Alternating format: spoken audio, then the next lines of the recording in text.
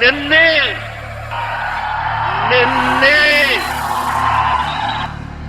ಈ ರಾಜ್ಯದ ಮುಖ್ಯಮಂತ್ರಿಗಳು ಜಂಬೂ ಈ ಜಂಬನ್ನ ಯಾರು ಕೊಟ್ಟವರು? 10 ವರ್ಷ ಡಾಕ್ಟರ್ ಮನಮೋಹನ್ ಸಿಂಗ್ 2004ರಿಂದ 2014 ಈ ರಾಷ್ಟ್ರವನ್ನು ಆಳಿ ಸೋನಿಯಾ ಗಾಂಧಿ ಅವರು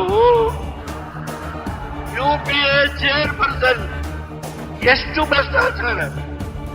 ಈ ರಾಷ್ಟ್ರದ ಸಂಪತ್ತನ್ನ ಸೂರೆ ಮಾಡಿ ಶಂಭು ಬರಿಗಾರಿ ನರೇಂದ್ರ ಮೋದಿ ಅವರಿಗೆ 2014ರಲ್ಲಿ ಬರೀ ಶಂಭನ್ನ ಕೊಡ್ತಾರೆ.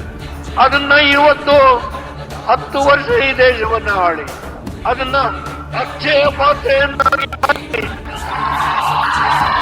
ಈ ದೇಶದ ಬಡವರು, ಹರಿಜನರು, ಗಿರಿಜನರು, ಹಿಂದುಳಿದ ವರ್ಗದವರು ಮೇಲೆ ಎತ್ತುವ